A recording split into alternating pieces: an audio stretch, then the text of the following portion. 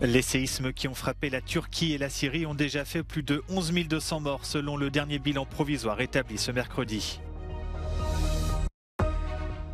La course contre la montre pour tenter de retrouver des survivants se poursuit en Turquie et en Syrie dans des conditions difficiles. L'offensive russe s'intensifie dans l'est de l'Ukraine. Moscou prévient que les livraisons d'armes occidentales ne feront qu'aggraver le conflit. Question sociale, guerre en Ukraine et rivalité avec la Chine. Joe Biden s'est adressé au Congrès américain ce mardi. Le bilan des séismes qui ont frappé la Turquie et la Syrie ne cesse de s'alourdir. Il dépasse désormais les 11 200 morts selon le dernier bilan provisoire établi ce mercredi. Dans un froid glacial, les sauveteurs continuent de mener une course contre la montre pour tenter d'extirper des rescapés des décombres. Si l'aide internationale s'intensifie, l'accès aux zones touchées par les tremblements de terre est entravé par des routes endommagées et saturées de véhicules. Le président turc Recep Tayyip Erdoğan a déclaré l'état d'urgence pour 3 mois dans 10 provinces sinistrées afin de faciliter la gestion de l'intervention d'urgence. Bunun için zorunlu olmadıkça kimsenin deprem bölgesine giden ve deprem bölgesi içindeki yolları kullanmamasını, telefon görüşmelerinin de acil ihtiyaçlar dışında yapılmaması gerektiğini tekrar hatırlatıyorum.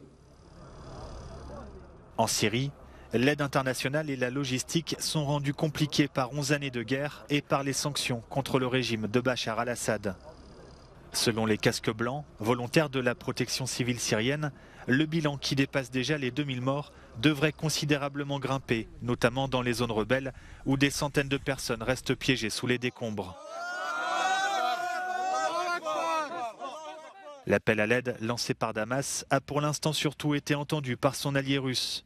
Washington a de son côté indiqué travailler avec des ONG locales.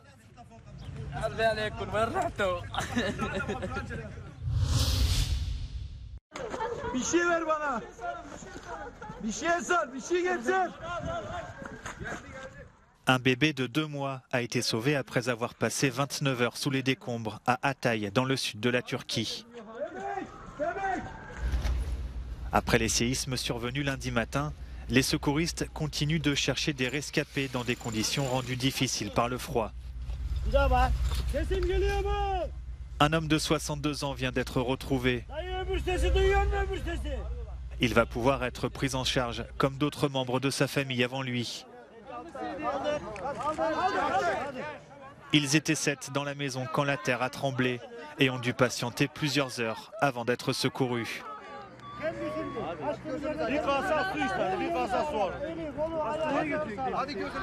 Dans certaines zones sinistrées, les secours se font attendre. La faute à des routes détruites ou saturées de véhicules. En attendant, les habitants cherchent des survivants sans relâche, avec peu de moyens.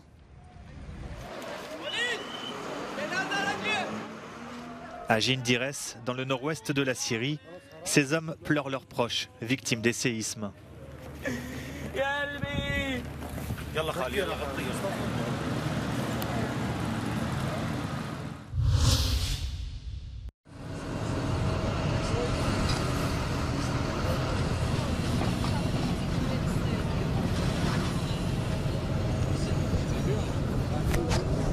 Emergency responders have been working non-stop to try and get one more person out of the rubble, out of what is left of the building you see behind me here in central Adana. They have been working non-stop for the last 48 hours. Nobody here has gotten any sleep. This is very much a country in shock, still trying to come to terms with what hit them. Many people have been saying that they are angry that the rescue has been too slow to arrive in certain parts of southeastern Turkey, but authorities saying they're doing everything in their power to try and help. There are rescuers coming from other parts of the world as well. We saw emergency responders from Malaysia, Austria, the United States, France, and Russia arriving here in Adana, trying to lend a helping hand to Turkey in this that is the biggest tragedy to hit this country in decades. Annalise Borges in Adana, southern Turkey, for Euronews. Dans l'est de l'Ukraine, les combats s'intensifient sur la ligne de front. Les habitants de la ville de Liman, reconquise en octobre par Kiev, craignent une nouvelle offensive russe. Sur place, la vie est déjà très précaire. Жизнь, конечно, очень тяжелая, потому что работы нет. Работы нет, понимаете, как на нервах, все в стрессе, все люди нервные. Sur le champ de bataille, l'Ukraine affirme avoir tué plus de 1000 soldats russes au cours des dernières 24 heures. Une information invérifiable. En parallèle, les livraisons d'armes occidentales irritent Moscou.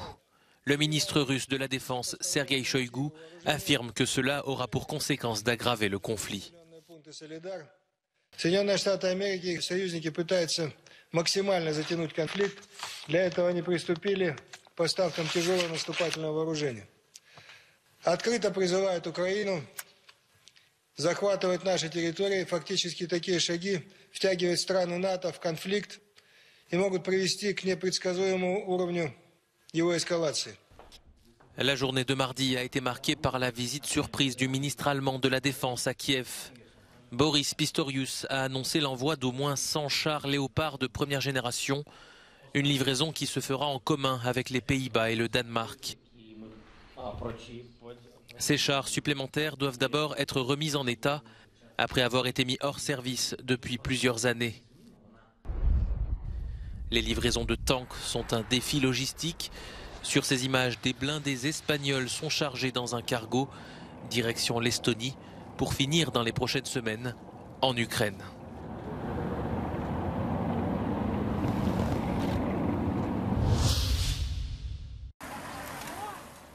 Nous sommes à Tcheliabinsk, dans le centre de la Russie. Sur ce marché, on vend des produits périmés, nettement moins chers et donc beaucoup plus abordables pour ses clients, surtout des retraités.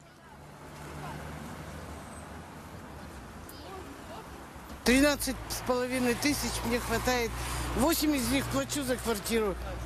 И хватает на все. На все хватает. Ну, шутку, конечно. Les sanctions internationales qui affectent l'économie russe ont amplifié la hausse des prix. Certains produits ont vu leur prix multiplié par 2, inaccessibles pour les ménages modestes. D'où l'affluence dans ces marchés de produits périmés. Les médecins précisent que la date de péremption peut être dépassée de quelques jours sans que cela pose problème, sauf pour certains produits comme la viande, où le consommateur peut parfois s'exposer à un risque d'intoxication alimentaire.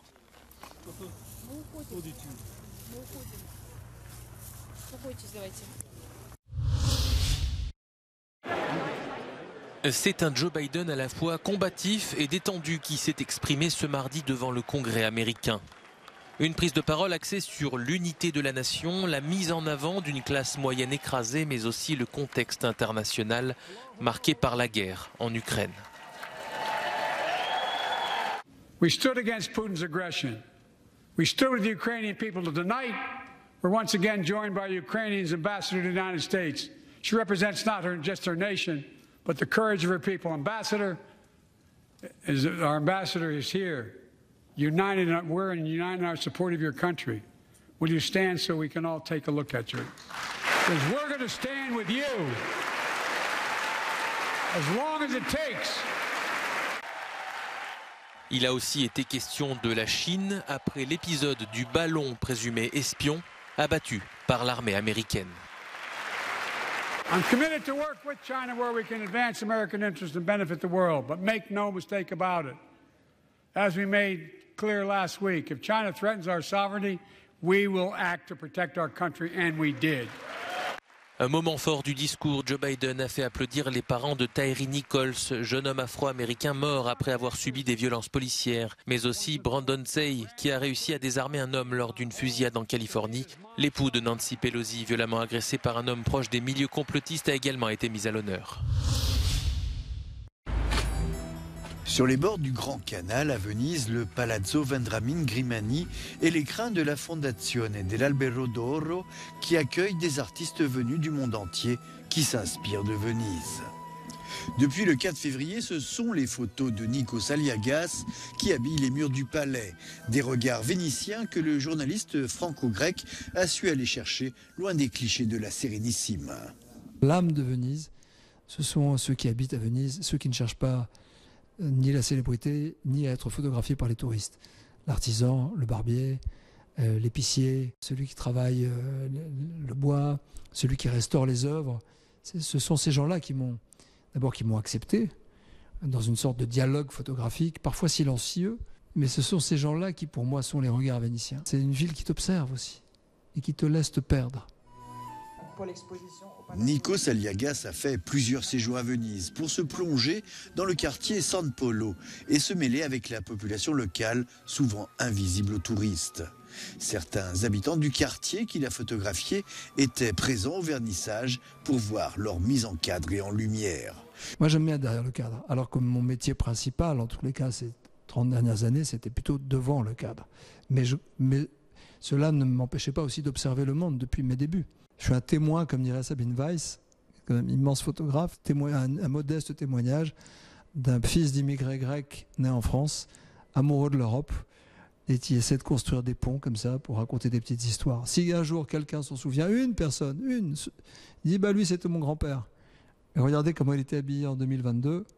Ça veut dire que j'aurais réussi quelque chose. Les 150 photos de l'exposition Regards vénitiens sont à découvrir au palais Vendramin Grimani de Venise jusqu'au 2 avril.